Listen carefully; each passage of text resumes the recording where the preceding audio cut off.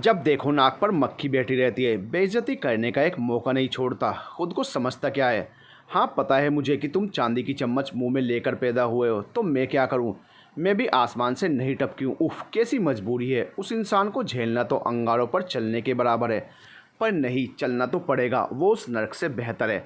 Avantika taxi में बैठी सोच रही थी, तभी उसकी बगल से कबीर की कार क्रॉस हुई और उसने कबीर को देखा। कबीर ने भी उसे देखा, मगर अवंतिका ने अपना चेहरा फेर लिया, जिस पर कबीर ने अपनी गाड़ी की स्पीड बढ़ा दी और वो टैक्सी से आगे निकल गया। इसकी तो क्या जताना चाहता है ये? अवंतिका ने खिड़की से झांककर उसकी जाती हुई गाड़ी को देखा। मुंह फेर लिया कबीर सिंघानिया को देखकर। जिसे लोग पलटकर देखते हैं, उससे मुंह फेर लिया। कबीर गाड़ी ड्राइव करते हुए खुद से बोल रहा था, अवंतिका कहाँ थी तुम कल रात से? तुम्हें अंदाज़ा भी है मैं कल से कितनी परेशान हूँ। रात भर मुझे नींद नहीं आई और तुमने बिना कुछ बताए ही फ़ोन काट दिया। और अब आ रही हो? नेहा अवंतिका के घर आते ही उससे पूछ रही थी। नेहा मैं तुम्हें बताने ही वाली थी, पर उससे पहले ही वो लोग और कबीर। अवंतिका बोली, मगर उसकी बात पूरी होने से पहले ही नेहा कबीर का नाम सुनते ही चौंक पड़ी। तो जब तुम्हें अपने मन की करनी है तो मुझसे क्या पूछने आई हो? नेहा गुस्से में थी और अवंतिका को बोलते हुए मुंह फेर कर बेड पर बैठ गई। अवंतिका उससे मिलने आई थी और उसे सब कुछ बताने की उसने कबीर की डील मान ली है। वो उसे उन आदमियों के बारे में बताने ही वाली थी जो उस पर नज़र रखने के साथ साथ उसका पीछा कर रहे थे, या फिर शायद उसे किडनैप भी कर लेते। पर नेहा उसे कुछ बोलने ही नहीं दे रही थी, बस अपनी बात ही कहते हुए उस पर अपनी नाराज़गी जाहिर कर रही थी कि उसने इतना बड़ा कदम उससे बिना पूछे कैसे उठा लिया। नेहा मेरी बात तो सुनो, अवंतिका उसके पास बैठते हुए बोली। मुझे कुछ भी नहीं सुनना, समझी? तुम्हें जाना है ना तो जाओ, अपना सामान पैक करो और जाओ यहाँ से। मैं तुम्हारी लगती ही कौन हूँ? वो बहुत ही ज़्यादा नाराज़ थी शायद, और इतनी आसानी से मानने वाली नहीं थी। तो अवंतिका भी चुपचाप अपने कमरे में गई और अपने कबर्ड से कपड़े निकालकर एक बैग में पैक कर लिए। फिर अपना ज़रूरत का सामान उसमें रखा और दोबारा हॉल में आ गई जहाँ नेहा बैठी हुई थी। अच्छा, मैं जा रही हूँ, अवंतिका ने हाथों में बैग लिए उसके सामने खड़ी होकर कहा। मगर नेहा ने अवंतिका को देखा तक नहीं। सब कुछ रख लिया? कुछ भूली तो नहीं? नेहा ने उसकी तरफ देखे बिना कहा। हाँ, रख लिया, चलती हूँ, कल हमारी इंगेजमेंट है। मेरा तो और कोई है ही नहीं तुम्हारे सिवा, तुम आती तो अच्छा लगता, अवंतिका ने धीरे से कहा। उसकी आंखों में आंसू थे। आज तक कभी ऐसा नहीं हुआ था कि नेहा उससे इतना नाराज़ हुई हो। जाते हुए दरवाज़ा बंद कर देना और हाँ, अपना ख्याल रखना। नेहा ने बस इतना ही कहा, वो भी अवंतिका की तरफ देखे बिना। अवंतिका भी चुपचाप अपने आंसू साफ करते हुए बाहर दरवाजे की तरफ बढ़ गई और बाहर निकलते हुए धीरे से दरवाज़ा बंद करके आगे बढ़ गई। इस लड़की के पास दिमाग बिल्कुल भी नहीं है, इतना बड़ा कदम उठाया वो भी मुझसे बिना पूछे। अगर कुछ गलत हो गया तो? पर अब तो वो चली गई है, जाने दे उसे नेहा, जब कुछ होगा तब पता चलेगा। पर नहीं, उसे कुछ हो ऐसा मैं कभी नहीं चाहती। भले ही हमारा खून का रिश्ता नहीं है तो क्या हुआ, फिर भी है तो वो मेरी बहन ही ना। पर अब मैं क्या करूं? कैसे समझाऊं उसे कि ये सब सही नहीं है? नेहा उसके जाने के बाद खुद से कहते हुए सर पकड़कर बैठी हुई उस बंद दरवाजे को देख रही थी जिससे अवंतिका बाहर गई थी। तुम फिर से? अब क्या है? अवंतिका अपना बैग हाथ में लिए बाहर रोड पर खड़ी थी कि सामने से एक गाड़ी आकर उसके पास रुकी। उसमें बैठे हुए शख्स को देखकर वो चौंक गई कि ये यहाँ कैसे? गाड़ी में बैठो। वो शख्स कबीर था जो ऑफिस ना जाकर उसके पास वापस आया था। मुझे नहीं बैठना आपकी गाड़ी, आपको मुबारक, अवंतिका ने मुंह बनाते हुए कहा और थोड़ी दूर जाकर खड़ी हो गई। कबीर थोड़ा चिढ़ गया उसकी हरकत से, मगर फिर भी वो गाड़ी उसके पास ले जाकर रोक देता है। ये फिर आ गया, मैं इसके साथ नहीं जाऊंगी, ज़रूर ये इसकी कोई साजिश होगी, ये मुझे फिर से नीचा दिखाने की ताक में है। अवंतिका ने उसे देखकर सोचा, जो गाड़ी दोबारा उसके पास लाकर उसमें बैठते हुए उसे घूर रहा था। अवंतिका अंदर बैठो, कबीर ने उससे कहा। अवंतिका नहीं, कभी नहीं। तो तुम नहीं बैठोगी? हाँ, मेरा मतलब है नहीं। दोनों एक दूसरे से फिर से बहस कर रहे थे और दोनों ही अपनी ज़िद पर अड़े हुए थे। रोड पर आते जाते लोग उन दोनों को देख रहे थे जो बच्चों की तरह लड़ रहे थे। सब देख रहे हैं, कबीर ने कहा। तो मैं क्या करूं? सबकी आंखें बंद कर दूं? नहीं ना, देखने दो जिसे देखना है। वैसे भी मेरा मूड ठीक नहीं है और ये सब तुम्हारी वजह से हुआ है, अवंतिका ने कहा। देखो, मुझे पता है कि तुम्हें कोई नहीं जानता, मगर कबीर सिंघानिया को सब जानते हैं, तो तमाशा मत करो और गाड़ी में बैठो, समझी? कबीर ने फिर कहा। तो अवंतिका ने उसकी बात पर फिर से मुंह फेर लिया। तो तुम ऐसे नहीं मानोगी, मेरा भी नाम कबीर सिंघानिया है और जो मेरी नहीं सुनता उसकी मैं कभी नहीं सुनता, समझी? कबीर बोला और गाड़ी से बाहर निकल आया। फिर अवंतिका का हाथ पकड़कर गाड़ी का दूसरी तरफ का दरवाज़ा खोला। इससे पहले कि वो कुछ कहती उसने अवंतिका को बैठाकर उसे लॉक कर दिया। फिर दूसरी तरफ जाकर बैठते हुए गाड़ी लेकर वहाँ से निकल गया। ये सरासर नाइंसाफ़ी है, तुम मेरे साथ ज़बरदस्ती नहीं कर सकते, समझे? खोलो दरवाज़ा। अवंतिका ने खिड़की का शीशा पीटते हुए कहा। अपने भारी भरकम हाथ उससे हटाओ लड़की, वो शीशा बहुत एक्सपेंसिव है, समझी? कबीर ने कहा तो अवंतिका और भी चिढ़ गई उसकी बात सुनकर। मतलब हद होती है, मुझे किडनैप किया और मेरी जगह इस शीशे को अहमियत, और ये क्या कहा, मेरे नाजुक हाथों को भारी भरकम कहा। तुम्हें तो मैं, गाड़ी रोको, मुझे बाहर जाना है, समझे? रोको अभी। अवंतिका ने कहते हुए कबीर का हाथ पकड़ लिया जो स्टीयरिंग पर था। अवंतिका छोड़ो, कुछ हो जाएगा, कबीर ने उससे कहा। मगर तभी सामने रोड पर से एक ट्रक आ गया और कबीर का बैलेंस बिगड़ गया और अपने आप को बचाते बचाते गाड़ी एक पेड़ से जाकर टकराई। गाड़ी का एक्सीडेंट हो गया जिसमें कबीर तो ठीक था मगर अवंतिका के सर पर चोट लग गई। उसका बहुत खून बह रहा था। जब कबीर को होश आया तो उसने देखा चारों तरफ लोगों की भीड़ जमा हो गई है। कबीर जल्दी से उठा, फिर अवंतिका को देखा जो खून से लथपथ बेहोश पड़ी थी। अवंतिका उठो उठो, कबीर ने उससे कहते हुए अपनी जेब से रुमाल निकाला और उसके सर पर बांध दिया। गाड़ी बुरी तरह टूट चुकी थी। वहाँ पर मौजूद लोगों की मदद से कबीर ने खुद को और अवंतिका को उस गाड़ी के अंदर से निकाला। फिर उसने पानी के छींटे से उसे होश में लाने की कोशिश की। ओहो मेरा सर, कबीर क्या हुआ? अवंतिका ने अचानक धीरे धीरे होश में आते हुए अपनी आंखें खोली, मगर अगले ही पल उसका सर चकराने लगा और वो कबीर के कंधे पर गिर पड़ी। ये सब क्या है? तुम्हें चोट कैसे लगी बेटा? यहाँ बैठो। कबीर तुमने क्या किया इस बेचारी के साथ? दादू ने कहते हुए अवंतिका को अपने पास बैठा लिया। उसके सर पर पट्टी बंधी हुई थी। उस एक्सीडेंट की वजह से उसके सर पर चोट लगी थी, मगर शुक्र था कि वो ठीक थी, उसे और कुछ भी नहीं हुआ था। अस्पताल से उसकी ड्रेसिंग करवाने के बाद कबीर उसे लेकर सीधे घर पहुंचा था। वैसे चोट तो कबीर को भी लगी थी मगर उसकी तरफ किसी का ध्यान नहीं था, बल्कि अब अवंतिका की तरफ ही सब देख रहे थे और उससे पूछ रहे थे। वहीं दादू ने तो सीधे सीधे कह दिया था कि कबीर ने ही कुछ किया है जो अवंतिका की ये हालत है। मैंने कुछ नहीं किया दादू, ये सब इसकी गलती है, इसने सब किया है जिसकी वजह से गाड़ी ड्राइव करते हुए मुझसे एक्सीडेंट हो गया था। पर थैंक गॉड कि हमें कुछ नहीं हुआ, वरना आज तो इसने मुझे मरवा ही दिया था। कबीर ने दादू की बात का जवाब देते हुए उनके पास बैठते हुए कहा। कहाँ किसे क्या हो गया? अचानक साहिल सीढ़ियाँ उतरते हुए बोला और जब उसने अवंतिका को यूं देखा तो जल्दी जल्दी उसके पास आया, जिसके एक तरफ दादी और दादू बैठे थे। वहीं निया साइड में चुपचाप खड़ी थी। भाभी को क्या हुआ? साहिल ने उसके पास जाकर कहा तो अवंतिका ने सर उठाकर उसे देखा। उसके सर में चोट की वजह से शदीद दर्द हो रहा था। दिखता नहीं ये चोट लगी है, कबीर ने चिढ़ते हुए कहा। सबको उसकी ही फिक्र थी। चोट कबीर के हाथ में भी लगी थी मगर उससे कोई पूछ ही नहीं रहा था कि उसे तो कहीं नहीं लगी। और अब साहिल भी अवंतिका के पास ही खड़ा था। पता है भाई, चोट लगी है तभी तो पट्टी बंधी हुई है, पर लगी कैसे? आप नहीं थे भाभी के साथ? साहिल ने कबीर की तरफ देखकर कहा। था, इसीलिए ये जिंदा और सही सलामत है, वरना तो मैं भी मर गया होता, कबीर ने कहा और वहाँ से उठकर जाने लगा। तभी दादू ने पीछे से उसे पुकारा। कबीर कहाँ जा रहे हो तुम? जी कहिए, अब क्या हुआ आपको?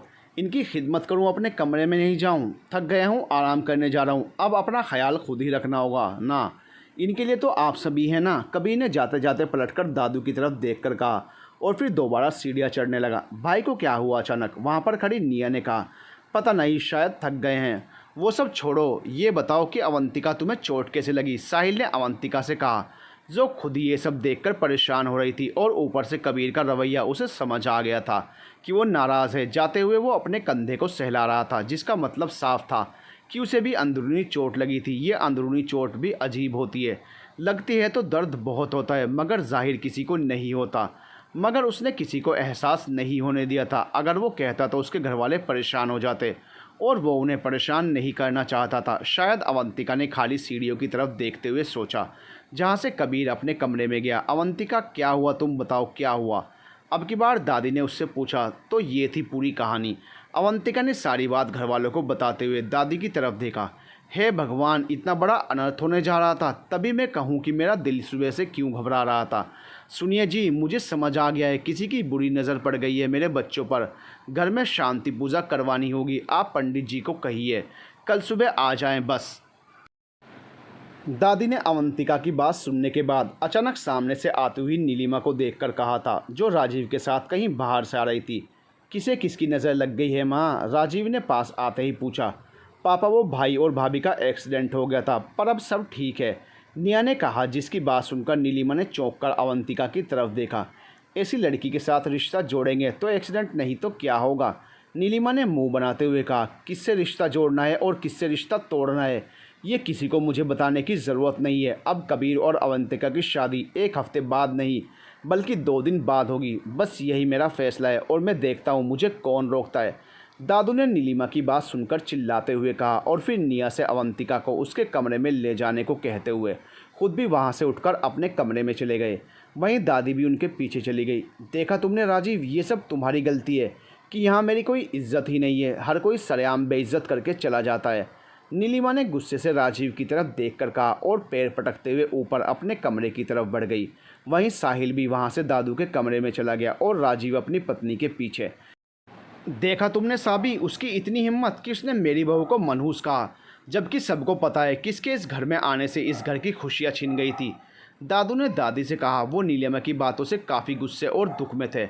उसकी बातों ने उन्हें गुजरा हुआ कल दिखा दिया था। आप शांत हो जाइए जी, वरना आपकी तबीयत ख़राब हो जाएगी फिर से। दादी ने उन्हें समझाने की कोशिश की। ये सब क्या था दादू? आप भाई की शादी 2 दिन में कैसे करवाएंगे? कमरे में आते ही साहिल ने दादू से पूछा, जो दादी के साथ बैठकर बातें कर रहे थे। लो, ये भी अब मुझे ही सुनाने आया है, दादू ने दरवाजे के पास खड़े साहिल को देखकर कहा। मैं आपको सुना नहीं रहा हूँ, बस बता रहा हूँ कि ये सब ठीक नहीं हो रहा है। इतनी जल्दी शादी, वो भी भाई की, वो कभी नहीं मानेंगे, साहिल ने उनके पास बैठते हुए कहा, जो अपने बड़े से बेड पर बैठे हुए थे और एक साइड में दादी थी। ऐसे कैसे नहीं मानेगा? अब तो सवाल मेरी इज्जत का है और फिर मैं किसी को बताना चाहता हूँ कि ये घर मेरा है और यहाँ पर सिर्फ मेरा हुक्म चलेगा, जो मैं चाहूँगा वही होगा। दादू ने कहा। चलिए ठीक है, अब ज़्यादा हाइपर होने की ज़रूरत नहीं है, रिलैक्स हो जाइए, फिर आराम से भाई को बताइएगा, साहिल कहते हुए वहाँ से उठ गया। उसे समझ आ गया था कि अब दादू को समझाने का कोई फ़ायदा नहीं है, अब वो जो चाहते हैं वो करके रहेंगे। मगर कबीर भाई का क्या रिएक्शन होगा ये सोचकर वो थोड़ा परेशान हो गया और कमरे से बाहर निकल आया। लगता है कि इस घर में बहुत बड़ा तूफान आने वाला है अब, साहिल ने मन ही मन कहा। वो अब अपने बड़े से हॉल में सोफे पर बैठ गया और आंखें बंद कर ली। वैसे उसे पता था कि दादू को नीलिमा यानी कि उसकी सौतेली माँ की बातों ने ठेस पहुँचाई है, इसलिए वो कुछ गुस्से में आ गए थे, वरना वो कभी भी इतना बड़ा फैसला जल्दबाजी में नहीं लेते। खैर, जो भी हो रहा है शायद इसी में सबकी भलाई हो, साहिल आंखें बंद करके सोच रहा था, जब निया उसके पास आकर बोली, क्या हुआ भाई, आप ठीक तो हैं? निया की आवाज़ सुनकर साहिल ने अपनी आंखें खोली। हाँ ठीक हूँ मैं, भाभी कैसी हैं? साहिल ने पूछा।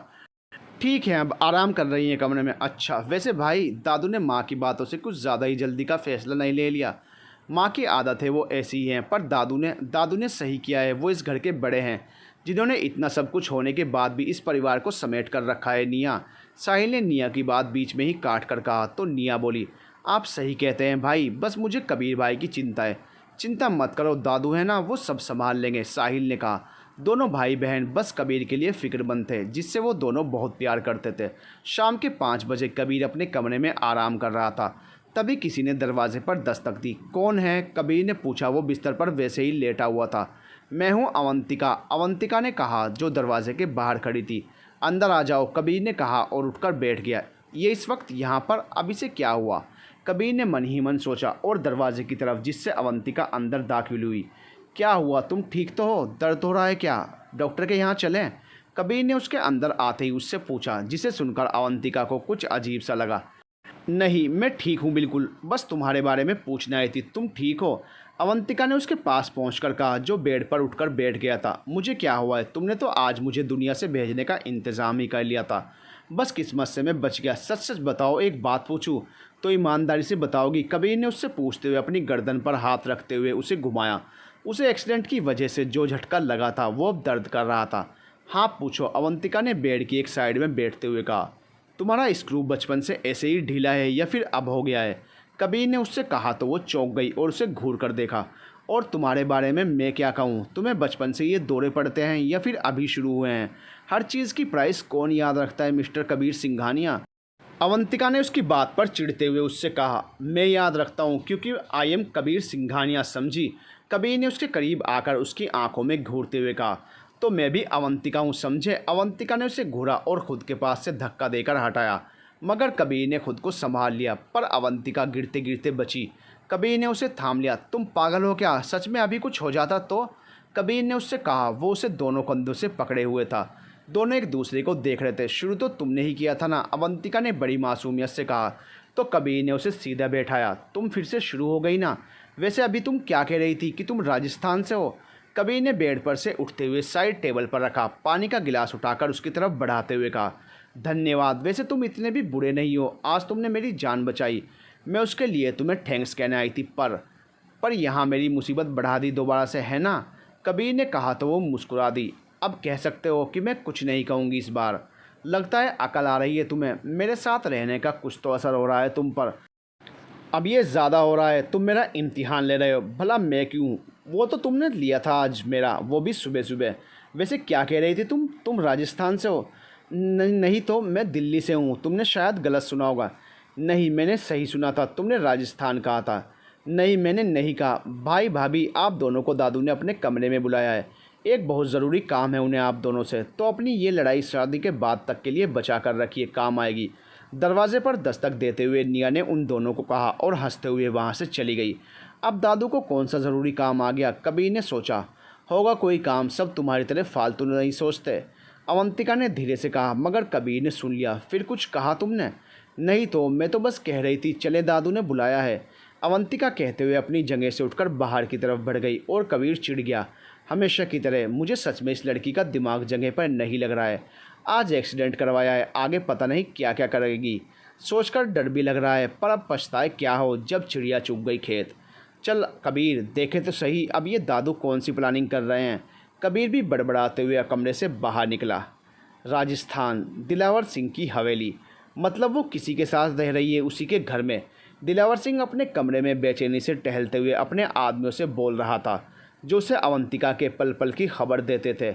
उसे किसी भी कीमत पर वो चाहिए थी। जी हुकुम, उसके आदमी ने कहा। तो फिर आगे क्या? उसे कैसे भी करके लाओ यहाँ, मुझे वो चाहिए और इंतज़ार नहीं होता मुझसे, दिलावर सिंह ने गुस्से से कहा। पर वहाँ से उन्हें लाना मुश्किल है हुकुम, दूसरे आदमी ने कहा। मुझे वो चाहिए, वरना मैं तुम लोगों की ज़िंदगी में ऐसी मुश्किलें पैदा करूँगा कि तुम्हारी मुश्किलें बढ़ जाएंगी, समझ गए?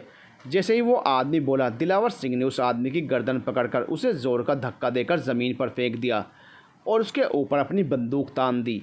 वो ऐसे गिरा था जैसे वो इंसान नहीं, कोई खिलौना हो। उसके बाकी के आदमी उसके डर से थर थर काँप रहे थे। फिर उसने उनकी तरफ देखा तो वो लोग सर झुकाकर ज़मीन पर देखने लगे। और किसी को ये काम मुश्किल लग रहा है क्या? दिलावर ने उन सबसे पूछा। उसकी लाल अंगारों जैसी आंखें जो गुस्से से जल रही थी, उसे देख सबके होश उड़े हुए थे। नहीं हुकुम, हम उसे ले आएंगे, कोई मुश्किल नहीं होगी, सबने एक साथ कहा और वहाँ से बाहर निकल गए। उनके जाने के बाद दिलावर सिंह ने टेबल पर रखे शीशे के सारे गिलासों को एक झटके से हाथ मारकर नीचे गिरा दिया, जो चकनाचूर हो गए। उनमें उसका अक्स दिख रहा था, जिसे देखकर वो मुस्कुराया। तुम्हें यहाँ लाने के बाद मैं इसी तरह तुम्हें भी चकनाचूर करूँगा, और जब तुम्हें मेरा ये अलग रूप भी दिखेगा। पर उससे पहले मुझे ये जानना है कि एक अनजान आदमी के घर में तुम क्यों रह रही हो, उसने खुद से कहा। और फिर उन्हीं टुकड़ों पर अपने सख्त जूतों से चलते हुए कमरे से बाहर निकला और सीधे मासा के कमरे की तरफ बढ़ गया, जो कि कुछ कमरों के बाद ही था। सिंघानिया मैंशन। क्या ज़रूरत थी आपको ये सब कहने की? मुझ पर भरोसा नहीं है क्या? आपने कहा कि शादी कर लो, मैंने लड़की भी पसंद कर ली, आप लोगों को उससे मिलवा भी दिया। फिर आपने कहा कि उसे इस घर में रहना होगा शादी तक, मैंने मान लिया। मगर ये 2 दिन में शादी, ये सब कैसे होगा दादू? आपको क्या ज़रूरत थी ये सब कहने की? कबीर कमरे में टहलते हुए बोले जा रहा था और दादू चुपचाप सुन रहे थे। साथ में दादी, साहिल, निया और अवंतिका भी कमरे में मौजूद थे। सबको दादू ने ही तो अपने कमरे में बुलाया था और बात वही थी कि कबीर को 2 दिन बाद अवंतिका से शादी करनी होगी। मुझे वो सब नहीं पता, बस अब ये मेरी इज्जत का सवाल है। उसने मुझे चुनौती दी और मैं उसे मुंह तोड़ जवाब देना चाहता हूँ। उसे बताना चाहता हूँ कि ये घर मेरा है और मैं इसका मालिक हूँ। वो और उसका वो पति मेरे घर में रह रहे हैं, तो अपनी औकात नहीं भूलें। और रही बात तैयारी की, तो मैं सब कर लूँगा, तुम बस मेरी बहू की सारी तैयारियाँ करवा दो, दादू ने उससे कहा। मैं कुछ समझा नहीं। आप समझ नहीं रहे हैं दादू, ये सब इतना आसान नहीं है, कबीर ने उनके पास आकर थोड़ी बेबसी से कहा और एक नज़र अवंतिका की तरफ देखा, जो चुपचाप बैठी हुई थी। तुम क्यों चुप हो, कुछ कहती क्यों नहीं हो? कबीर ने अब उससे कहा। मैं क्या कहूँ, अवंतिका ने अपने दोनों कंधे उचकाते हुए कहा। क्या मतलब कि क्या कहूँ? तुम्हें इस 2 दिन बाद की शादी से कोई एतराज़ नहीं है? कबीर ने उसे घूरा। उसे क्या एतराज़ होगा, मैं जानता हूँ इसे, ये बहुत समझदार बच्ची है। कल नहीं तो आज तो शादी करनी है ना, तो 2 दिन बाद ही सही। बस अब मैंने फ़ैसला कर लिया है कि आज शाम को मैंने अपने कुछ खास लोगों को बुलाया है। एक छोटी सी पार्टी में एंगेजमेंट रखकर रस्म कर लेते हैं, और कल शाम को हल्दी मेहंदी और परसों शादी। बस दादू ने जैसे अपना फैसला सुनाया और कबीर उनकी बात पर सर पकड़कर बैठ गया। इंगेजमेंट और शाम को, और ये होगा कैसे? कबीर ने फिर सवाल किया। मैंने कहा ना, मैं सब कर लूँगा, तुम बस मेरी बहू का ख्याल रखो। मैंने डिज़ाइनर को कपड़ों के लिए यहीं बुला लिया है, तुम दोनों को जो पसंद हो वो पहन लेना, और मेरी बहू पर तो सब अच्छा लगता है। दादू ने फिर से कहा। दादी आप चुप क्यों हैं, कुछ कहती क्यों नहीं इन्हें, इतनी जल्दी क्यों मचा रहे हैं ये? कबीर अब दादी की तरफ गुहार लगाते हुए बोला। मैं क्या कहूँ, तुम्हारे दादू सही तो कह रहे हैं, शादी कल हो या फिर आज, होनी तो है ना, तो बस हो जाए, इसमें क्या प्रॉब्लम है? दादी ने भी दादू की साइड लेते हुए कहा। आप परेशान क्यों हो रहे हैं भाई, आपको तो और जल्दी करनी चाहिए, क्योंकि अवंतिका आपकी पसंद है और आप हैं कि खुद ही इनकार कर रहे हैं। ज़रा अवंतिका को देखिए, कितनी शांति से बैठी हुई है, उसे तो कोई टेंशन ही नहीं है। बेचारी को सर पर चोट भी लगी है, फिर भी वो तैयार है। तो फिर आप क्यों इतने बेचैन हो? कहीं इन सब के पीछे कोई और वजह तो नहीं? अब की बार साहिल ने उसके पास जाकर उसके कंधे पर हाथ रखते हुए कहा।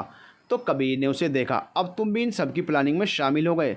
ठीक है, अब मैं कुछ नहीं कहूँगा, आप लोगों को जो ठीक लगता है वही करिए, कबीर कहते हुए बाहर जाने लगा। जैसी तुम्हारी मर्ज़ी बेटा, दादू ने पीछे से कहा तो वो उनकी बात पर पलटा। हद होती है, मगर वो मन में कहते हुए कमरे से बाहर निकल गया। मैं अभी आती हूँ। अवंतिका भी उनसे कहते हुए कबीर के पीछे चली गई। वैसे कुछ भी कहिए, हमारे घर के अमिताभ बच्चन, आपको मानना पड़ेगा, मौके का अच्छा फ़ायदा उठाया है आपने। साहिल अब दादू के पास आकर बोला। चुप कर और अपने भाई की शादी की तैयारियां शुरू कर, मैंने डेकोरेटर को भी फ़ोन कर दिया है, वो बस आता ही होगा, तुम ज़रा देख लेना। दादू कहते हुए बिस्तर पर लेट गए। और मैं क्या करूं? निया बोली, जो बहुत देर से सब कुछ देखने के बाद भी खामोश थी। तुम अपनी दोस्तों को भी बुला लो, थोड़ी रौनक लगेगी पार्टी में, दादू ने आंखें बंद करके कहा। उन्हें अब इतनी बहस के बाद थकान महसूस हो रही थी। ओके, निया बोली। तुम फिर आ गई, अब क्या हुआ है तुम्हें? कबीर अपने कमरे की बालकनी पर खड़ा था, जहाँ से उसका बड़ा सा गार्डन नज़र आता था। कमरे का दरवाज़ा खुला था तो वो अंदर चुपचाप चली आई और उसके कंधे पर हाथ रखते हुए ज़ोर से दबाया, जिस पर कबीर ने चौंक कर उसे देखा। कुछ नहीं हुआ है, ये पेन जेल लाई थी, लाओ लगा दूँ, तुम्हें भी चोट लगी है, तुमने बताया क्यों नहीं? अवंतिका ने उससे हाथ में एक ट्यूब लिए कहा तो वो उसकी मासूमियत देखकर हैरत में पड़ गया कि इसे अचानक क्या हुआ, मेरी इतनी फ़िक्र क्यों? नहीं, मैं ठीक हूँ, और तुम्हें ये अचानक क्या हुआ है? ओह, समझ गया। देखो, हालांकि शादी कल है, पर उसके बाद भी हम अजनबी ही रहेंगे, तो तुम्हें ये सब बीवियों वाले काम करने की ज़रूरत नहीं है। मेरा नाम कबीर सिंघानिया है और मैं अपना ख्याल खुद रख सकता हूँ, समझी? कबीर ने उसके हाथ से वो ट्यूब छीन कर लेते हुए कहा। तो अवंतिका को अब गुस्सा आ गया। समझ गई, तुम्हारी अकड़ का कोई इलाज नहीं है, मुझे तो बस तुम पर दया आ गई थी, तो मैं। ओह हेलो, मिस झांसी की रानी मत बनो और अपनी ज़ुबान पर लगाम रखो। बोलो मत, मैं तुम्हारा बॉस हूँ और तुम मेरी एम्प्लॉई।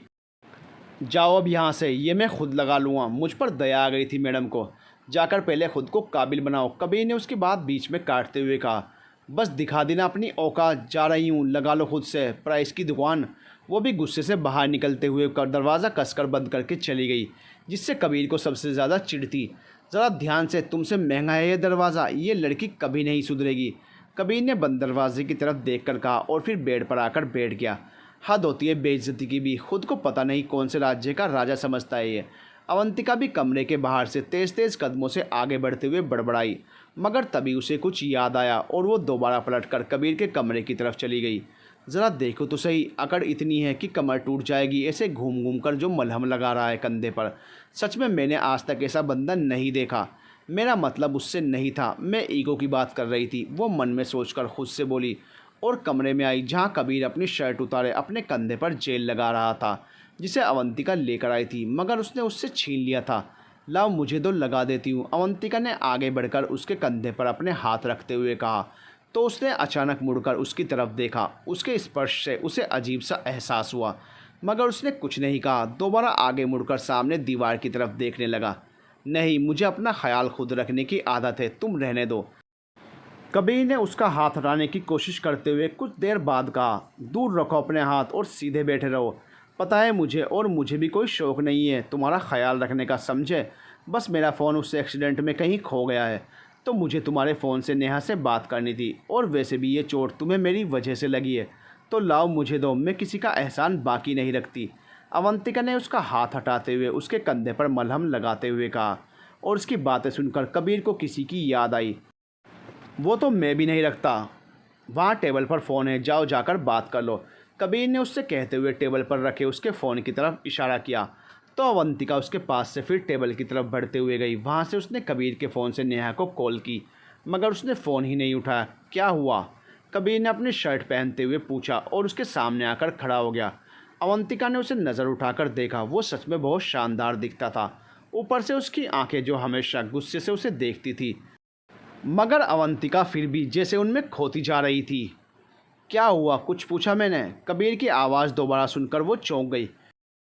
कुछ नहीं, वो फ़ोन नहीं उठा रही है, शायद नए नंबर की वजह से, या फिर तुम्हारी हरकतों से परेशान हो गई होगी और अब उसकी जान छूटी है तो। कबीर ने उसके हाथ में से फ़ोन वापस लेते हुए कहा और पलट गया। वो ऐसी नहीं है मिस्टर कबीर। अवंतिका को अब उसकी बात पर गुस्सा आ गया था। एक तो वो यहाँ उसकी मदद कर रही थी और उसकी चोट पर दवा लगा रही थी, और वो उसे ही सुना रहा था। मैं उसकी नहीं, तुम्हारी बात कर रहा हूँ, झांसी की रानी। कबीर ने दोबारा उसके पास आकर कहा, तो उसने उसे ज़ोर से धक्का देकर खुद से दूर किया। तुम नहीं सुधरोगे, दूर हटो, अवंतिका ने कहा, और कबीर से गिरते गिरते बचने के लिए अवंतिका का हाथ पकड़ लिया, जिसके बाद वो बिस्तर पर गिर पड़े और अवंतिका अब उसके ऊपर गिरी हुई थी। दोनों एक दूसरे को देख रहे थे। ये सब रोमांस शादी के बाद के लिए बचा कर रखी है। नीचे डिज़ाइनर आया है और दादू ने आप दोनों को बुलाया है। तभी निया वहाँ आ गई और ये सब देखकर उसने अपनी आंखें बंद करते हुए कहा, और दोबारा पलट गई। और हाँ, थोड़ी बहुत प्राइवेसी सीखिए आप लोग, हर वक्त शुरू हो जाते हैं, कम से कम दरवाज़ा तो बंद रखना चाहिए ना, उसने दोबारा कहा और हंसते हुए कमरे का दरवाज़ा बंद कर कर चली गई। वहीं कबीर और अवंतिका जल्दी जल्दी उठकर खड़े हो गए। राजस्थान, कैसी हैं आप? मर तो नहीं गई? दिलावर सिंह अपनी मासा के पास आकर बोला, जो बिस्तर पर किसी लाश की तरह लेटी हुई थी। मरना भी मत, जब तक आपकी लाडली की ज़िंदगी मौत से भी बदतर न बना दूँ। वो सब देखने के लिए आपको ज़िंदा रहना पड़ेगा। हा हा हा, उसने दोबारा उनके पास बैठते हुए कहा, मगर वो बस एकटक उन्हें देख रही थी। उसके बाद वो बाहर चला गया। पता नहीं ये सब कब ख़त्म होगा, मानसिक रोगी लगता है मुझे तो ये आदमी, वो नर्स बोली, जो माँ सा का ख्याल रखती थी। चुप हो जाओ, अगर हुक्म ने सुन लिया तो किसी की खैर नहीं। तभी वहाँ की नौकरानी ने उस नर्स से चुप रहने के लिए कहा, जिसे पता था कि दिलावर सिंह कुछ भी कर सकता है, इसलिए वो सब कुछ देखकर भी खामोश थी। वही माँ सा बस बेसुध पड़ी थी। शाम के 6 बजे मलिक मैंशन दुल्हन की तरह सजा हुआ था और मेहमानों से बड़ा हॉल, उसमें चहल पहल उसकी रौनक बढ़ा रहे थे। और कितनी देर लगेगी, नीचे सब इंतज़ार कर रहे हैं। वो कमरे का दरवाज़ा खटखटाते हुए बोला, तो अंदर से आवाज़ आई, हाँ बस हो गया, आ रही हूँ।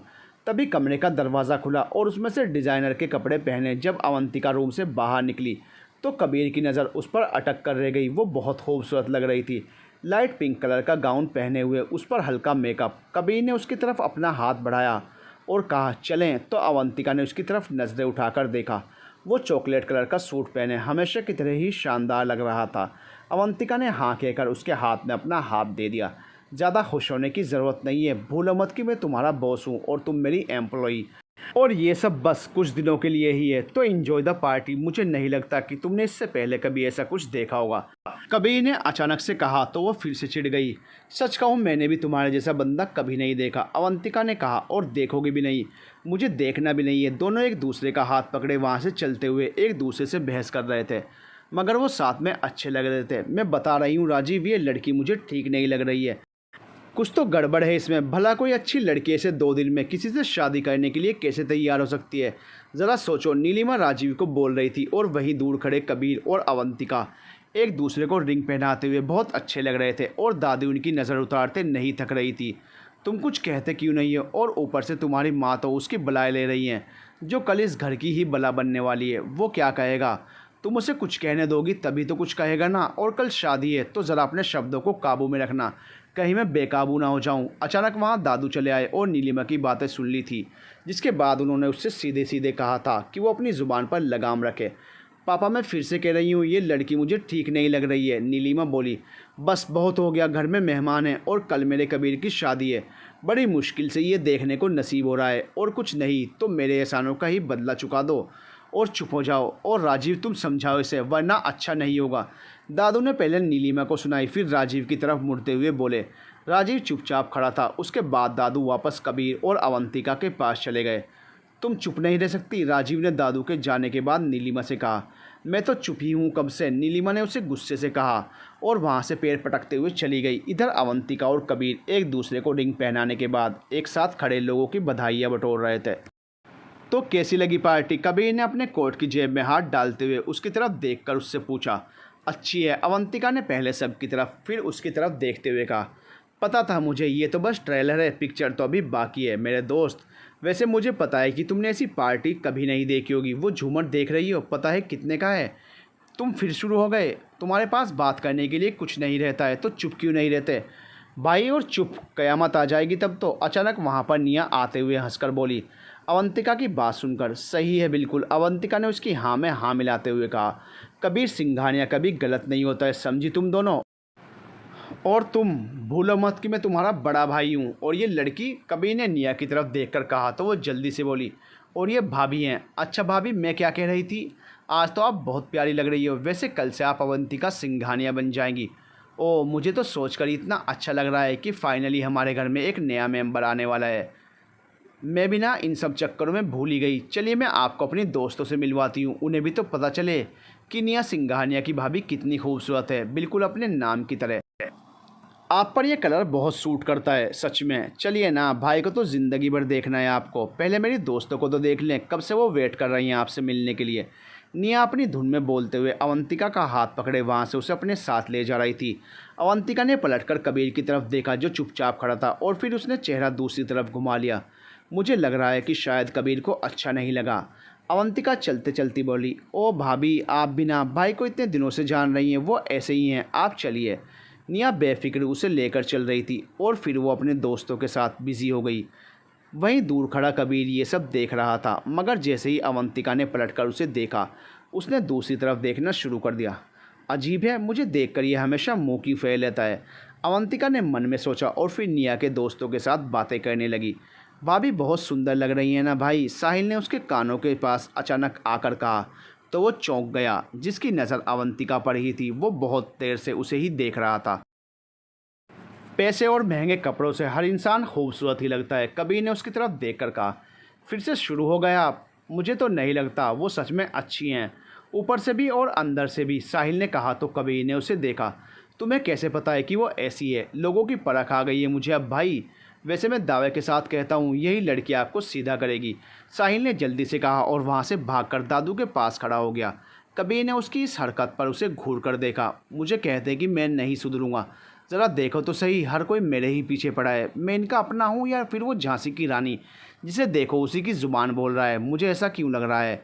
इसके इस घर में आने के बाद सब इसकी ही तरफ होंगे। वैसे वो है तो बहुत खूबसूरत, हाँ दिल भी साफ़ है शायद। कबीर अब दोबारा अवंतिका की तरफ देखने लगा। क्या हुआ, मुझे क्यों बुलाया? मैं बहुत थक गई थी और मुझे नींद आ रही थी। तुम्हें तो रात भर जागने की आदत है ना, उल्लुओं की तरह। पर मुझे टाइम पर सोना पसंद है। एकदम चुप, बहुत बोलती हो तुम, कबीर ने उसके मुंह पर हाथ रखते हुए उससे कहा। तो उसने पलके झपकाते हुए उसकी तरफ देखा। रात का वक्त था, सब लोग पार्टी ख़त्म होने के बाद अपने अपने कमरे में आराम करने चले गए थे। वहीं निया के कमरे में अवंतिका सोई हुई थी जब कबीर ने निया के फ़ोन पर रिंग की थी, और निया ने अवंतिका से कहा कि भाई ने उसे टेरिस पर बुलाया है, और अब वो अपनी आती हुई नींद को ख़राब करके यहाँ आई थी उससे मिलने। जहाँ खड़ा हुआ कबीर सामने की तरफ देख रहा था, और अब अवंतिका की बातों को सुनकर उसने उसे चुप कराने के लिए उसके मुंह पर हाथ रख दिया था।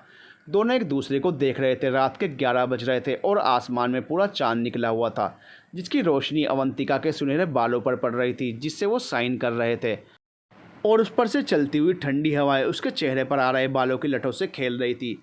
इन सब के बीच कबीर उसकी मासूमियत में खोसा गया था, मगर अगले ही पल अवंतिका ने उसका हाथ अपने मुंह पर से हटाते हुए उससे कहा, बस बहुत हुआ, तुम मेरे साथ ऐसा नहीं कर सकते, समझे? मैं तुम्हारी एम्प्लॉई हूँ, मगर तुमने मुझे ख़रीद नहीं लिया है, हद होती है। वही तो मैं कह रहा हूँ, हद होती है। देखो ये मेरा घर है और वो मेरे घर वाले हैं, तो उनसे ज़्यादा फ्री होने की ज़रूरत नहीं है, समझी? कबीर के इतना कहने पर अवंतिका ज़ोर से हंसी। तुम्हें जलन हो रही है? जलन? और मुझे, वो भी तुमसे? बोलो मत, कबीर सिंघानिया से लोग जलते हैं, कबीर सिंघानिया किसी से नहीं जलता, समझी? समझ भी गई और देख भी लिया, कबीर सिंघानिया किसी से भी नहीं जलता। मगर अपनी होने वाली बीवी को अपने घर वालों से दूर रहने के लिए ज़रूर कहता है। अवंतिका ने मुंह बनाते हुए उससे कहा। तो कबीर ने उसका हाथ पकड़कर अपनी तरफ ज़ोर से खींचा, जिससे वो लड़खड़ाकर उसकी बाहों में गिर पड़ी। ये सिर्फ एक डील है, तो ज़्यादा पर्सनल होने की कोशिश मत करना। भूलना नहीं, मैं तुम्हारा बॉस हूँ और तुम मेरी एम्प्लॉई। बस इतना ही रिश्ता है मेरा और तुम्हारा। कबीर ने उसकी आंखों में झांकते हुए उससे कहा, तो जल्दी से उससे दूर हो गई और फिर वहाँ से भागते हुए सीढ़ियाँ उतरने लगी। मैं तो मजाक कर रही थी, ये तो सच में सीरियस हो गया। कहीं मैंने इसके साथ ये कॉन्ट्रैक्ट साइन करके गलती तो नहीं कर दी? ऐसा मुझे बार बार लग रहा है। कितने ज़ोर से खींचा था, ओह अभी तक दर्द हो रहा है। वो सीढ़ियाँ उतरने के बाद अपने हाथों को सहलाते हुए पलटकर देखने लगी, फिर आगे बढ़ गई निया के कमरे की तरफ। मुझे क्या हो गया था? मुझे उसके साथ ऐसा नहीं करना चाहिए था। उसे वैसे भी चोट लगी हुई थी पहले से। वही तो, मेरा खुद पर बस नहीं चलता। तभी तो मैं नहीं चाहता कि कोई मेरे करीब भी आए। कबीर वैसे ही खड़ा हुआ, थोड़ी देर पहले की अपनी हरकत को याद करते हुए सोच रहा था। फिर उसने अपने ट्राउज़र की पॉकेट से सिगरेट और लाइटर निकाला, जिसके बाद हवा में उसका धुआं फैल गया। वैसे तो वो स्मोकिंग ना के बराबर ही करता था, मगर सिगरेट की आदत उसे अपने आप की आदतों की वजह से लग गई थी। जब वो खुद की वजह से टेंशन में होता था, तब यही उससे निकलने का उसे रास्ता लगता था। मुझे नहीं करनी है शादी, उसने धोखा दिया है हमें। मैं नहीं जाऊंगी वहाँ, मुझे छोड़ो तुम लोग। वो चीखती हुई कमरे से भागने की कोशिश कर रही थी। दुल्हन के सुर्ख जोड़े में सजी संवरी गुड़िया की तरह लग रही थी, मगर उसे कुछ औरतों ने ज़बरदस्ती पकड़ रखा था। ऐसे कैसे? वो तुम्हारा पति है और तुम्हें उसके साथ जाना ही पड़ेगा। उनमें से एक औरत ने कहा। नहीं, मैं नहीं मानती इस शादी को। अभी वो बोल ही रही थी कि किसी के जूतों की आवाज़ सुनकर चुप हो गई, जो कमरे की तरफ ही आ रहा था। गुड़िया, पर हम तो मानते हैं ना, जो फेरे तुमने हमारे साथ लिए हैं। अचानक से वो अंदर आते ही बोला, जिसे देखकर और उसकी आवाज़ सुनकर वो सहम सी गई थी। नहीं, ऐसा नहीं हो सकता। और अब वो बहुत देर से आईने में खुद को एक बार फिर से दुल्हन के जोड़े में सजी हुई देखकर अपने अतीत में खो गई थी। जब कबीर ने पीछे से दरवाज़ा खोलने के बाद अंदर आकर उसे आवाज़ दी, तो वो चौंक कर पलटी। क्या हुआ? कब से देख रहा हूँ आईने में खुद को देख रही हो, मगर यहाँ नहीं कहीं और पहुँची हुई लग रही हो। क्या हुआ? सब ठीक तो है? या फिर अपने आप को ज़्यादा ही सुंदर समझ रही हो? कहीं इस नाटक को हकीकत तो नहीं समझ बैठी मिस अवंतिका? कबीर ने कभी उसे ऐसा नहीं देखा था। वो आज सच में दुल्हन के जोड़े में बहुत खूबसूरत लग रही थी। हकीकत में जीने की आदत है मुझे, पर तुम्हारे जैसे इंसान के साथ सिर्फ नाटक का ही रिश्ता रखना पसंद करूंगी मैं। समझे मिस्टर प्राइस सिंघानिया? अवंतिका भी अपनी जगह से उठकर खड़ी होते हुए बोली। तो वो चिड़िया जो दूल्हे की शेरवानी पहने हुए बहुत ही शानदार लग रहा था। तुम नहीं सुधरोगी, और ये कैसा नाम लिया तुमने मेरा? फिर से भूलो मत, मैं तुम्हारा बॉस हूँ। कबीर उसके अब बिल्कुल पास आकर उसकी आंखों में आंखें डालकर बोला। तो अवंतिका ने उसे भी उसी के अंदाज में घूर कर देखा। मैं लोगों को देखकर ही उनके नाम चुनती हूँ, अवंतिका बोली। ये सुनकर कबीर ज़ोर से हंसने लगा, जिस पर वो हैरानी से उसे देखने लगी। अच्छा, तो तुम्हारा नाम किसने रखा अवंतिका? देखने में तो तुम कहीं से भागी हुई लगती हो। हा हा हा। देखो कबीर, तुम मुझे ये सब नहीं कह सकते हो, अवंतिका ने तुनक कर कहा। उसका नाम उसके बाबा ने रखा था, जो उसे अत्यधिक प्रिय था। क्यों, बुरा लगा? फिर ठीक है, आज से मैं तुम्हें मिस भीगी भागी कहूँगा। कबीर फिर हंसते हुए बोला। मैंने कहा ना कबीर, तुम मुझे ऐसे मत बुलाओ। अच्छा, तो क्या कहूँ तुम्हें, बताओ ना? कबीर उसके बिल्कुल करीब आते हुए बोला। तो अवंतिका ने उसे ज़ोर से धक्का देते हुए खुद से दूर किया, मगर कबीर ने उसका हाथ पकड़ लिया, जिससे दोनों ही ज़मीन पर गिर पड़े। अवंतिका अपने भारी भरकम लहंगे के साथ कबीर के ऊपर गिरी हुई थी। दोनों एक दूसरे के बिल्कुल करीब थे और जैसे खो से गए थे। तभी दरवाजे पर दस्तक हुई और निया वहाँ आई। उफ, मुझे तो सच में आप दोनों को देखकर समझ नहीं आता है। क्या कहूँ, आज तो आपकी शादी है। कुछ चीज़ें शादी के बाद के लिए भी बचा कर रखो यार। जल्दी नीचे आइए आप दोनों, शुभ मुहूर्त निकला जा रहा है, पंडित जी बुला रहे हैं। विवाह का वक्त हो गया है और इनका रोमांस नहीं ख़त्म होता है। हद है मोहब्बत की। निया अपनी दोनों आंखें अपने हाथों से बंद किए बोले जा रही थी। उसके बाद वहाँ से मुड़ गई, जिसके जाने के बाद कबीर और अवंतिका उठकर खड़े हो गए। अवंतिका का लहंगा बहुत भारी था, उससे उठा ही नहीं जा रहा था। फिर कबीर ने उसे जैसे तैसे करके उठाया। उसके बाद वो लोग नीचे आए, जहाँ पर फूलों से सजाया गया मंडप और लोगों की भीड़ के साथ सारे घरवाले मौजूद थे। हवन कुंड में जलती हुई अग्नि। अवंतिका ने उसे देखा। आज फिर से वो 7 फेरे लेने वाली थी, मगर बात वही थी जैसे पिछली बार थी। उसने ज़बरदस्ती में वो फेरे लिए थे, तब भी वो मजबूर थी, और जब अपनी मर्ज़ी से ये शादी कर रही है तब भी मजबूर ही है। पर उसे इस बात का इत्मीनान था कि कबीर चाहे जैसा भी हो, कम से कम वो दिलावर जैसा तो बिल्कुल भी नहीं है। और ये शादी नहीं थी बल्कि एक डील थी, जो समय पूरी होने के बाद वो अपने रास्ते और मैं अपने रास्ते। सीढ़ियों से उतरते हुए वो अपने भारी भरकम लहंगा उठाए सामने जल रही अग्नि की तरफ देख रही थी। और तभी वो लड़खड़ाई, मगर कबीर ने उसे संभाल लिया। देख कर, ध्यान कहाँ है तुम्हारा? सच में पागल हो क्या? उसने उसके नरम हाथों को अपने सख्त हाथों से मजबूती से पकड़ते हुए कहा। तो अवंतिका ने एक पल के लिए उसके स्पर्श को महसूस किया। नहीं, मुझे ये सब नहीं सोचना चाहिए। मेरा खुद पर बस क्यों नहीं चल रहा है। नहीं, ये सब एक खेल है, इससे ज़्यादा कुछ नहीं, और मुझे नहीं सोचना चाहिए। वो मन ही मन घूंघट में से कबीर को देखते हुए न जाने क्या सोच रही थी। अभी तक उसका हाथ कबीर के हाथ में ही था। फिर उसने सर झटकते हुए नहीं में सर हिलाया और उसके हाथ से अपना हाथ छुड़ाकर नीचे उतरने लगी, जिस पर कबीर ने हैरानी से उसे देखा। इसे क्या हुआ है? अचानक सुबह से अजीब बिहेव कर रही है। वो वहीं पर खड़ा सोच रहा था, फिर नीचे उतरने लगा। अवंतिका उसके आगे थी और वो उसके पीछे। दादी उन दोनों की बलाएं उतारते नहीं थक रही थी और दादू की खुशी का कोई ठिकाना नहीं था। साहिल और निया भी बहुत खुश दिखाई दे रहे थे, मगर कोई था जो हर एक चीज़ नोटिस कर रहा था और भीड़ से अलग खड़ा था। वो थी नीलिमा, जो ये सब देखकर बिल्कुल भी खुश नहीं थी। उसे समझ आ रहा था कि ये सब गलत हो रहा है। उसके चेहरे पर अजीब सी बेचैनी और गुस्सा था, जिसे उसने होठों पर ज़बरदस्ती की मुस्कान से छुपाना चाहा, मगर वो छुप नहीं पा रहा था। और इन्हीं सबसे होते हुए अवंतिका और कबीर फेरों के लिए खड़े हो गए, जिसके बाद कबीर ने अवंतिका की मांग में सिंदूर भरा और अवंतिका ने इसे भी अपनी किस्मत का फैसला समझकर आंखें बंद कर ली। कुछ घंटों बाद कबीर का कमरा फूलों से सजा हुआ खुशबू से महक रहा था और अवंतिका उसके अंदर दुल्हन के जोड़े में बेड पर बैठी हुई थी। वो फिर उठते हुए ड्रेसिंग टेबल के पास पहुंची और अपनी मांग में भरे सिंदूर को हाथों से छूते हुए उसे देख रही थी। तभी कबीर ने अपने कमरे में आते हुए ज़ोर से दरवाजे को बंद किया तो उसका दिल ज़ोर से धड़का और वो चौंक गई। वैसे तो वो दोनों एक दूसरे को काफ़ी दिनों से जानते थे, मगर अब एक घर में और एक कमरे में ही उन्हें रहना था, वो भी 1 साल के लिए। क्या देख रही हो? शादी नकली और सिंदूर भी नकली है। तुमने चेंज नहीं किया अभी तक? सोना नहीं है क्या? कबीर उसकी तरफ देखते हुए बोला और अपने कबर से कपड़े निकालने लगा। हाँ, जा ही रही थी, तुम्हारे आने का इंतज़ार कर रही थी बस, अवंतिका ने उससे कहा और अपने कानों के झुमके उतारकर ड्रेसिंग टेबल पर रखने लगी। फिर एक एक करके उसने सारी ज्वेलरी भी उतारनी शुरू कर दी। क्यों इंतज़ार क्यों कर रही थी? एक बात ध्यान से समझ लो, मुझे इंतज़ार करने वाले लोग बिल्कुल पसंद नहीं। पहले दादू ये कहते थे और अब तुम। कबीर टॉवल उठाए वॉशरूम में घुस गया तो अवंतिका कुछ नहीं बोल पाई। क्या मतलब है इसका कि दादू इंतज़ार करते थे और वो भी इसका, जो इसके लायक ही नहीं है? वो मन में कहते हुए बेड पर जाकर लेट गई और पता नहीं कैसे उसकी उसी समय आंख लग गई, शायद थकान की वजह से। ये क्या हो रहा है? कुछ समय बाद जब कबीर की तेज़ आवाज़ उसके कानों में गूंजी तो वो हड़बड़ाकर बिस्तर पर उठकर बैठ गई, जो नींद से बोझल थी। क्या हुआ? कहाँ क्या हुआ? उसने कमरे के चारों तरफ नजरें घुमाकर और सर घुमाकर देखा तो कबीर ने झुककर उसका सर अपनी तरफ किया तो वो उसे पलके झपकाते हुए देखने लगी। इसे क्या हुआ? ऐसे क्यों देख रहा है मुझे? उसने मन में कहा, मगर कबीर उसका चेहरा वैसे ही हाथों में लिए उसे देखे जा रहा था। उसकी सांसों की गर्म हवाएं अवंतिका के चेहरे पर पड़ रही थी। उसकी इतनी करीबी से उसके मन में अजीब सी हलचल मच रही थी। तभी अचानक उसने अवंतिका का चेहरा छोड़ते हुए उसे पीछे की तरफ धकेला, जिससे वो बिस्तर पर गिर पड़ी। और अब वो बेड पर चढ़ते हुए धीरे धीरे उसकी तरफ बढ़ रहा था और वो पीछे हटती जा रही थी। उसने अभी तक वही लहंगा पहन रखा था और कबीर ने चेंज करके ट्रैक सूट पहन लिया था।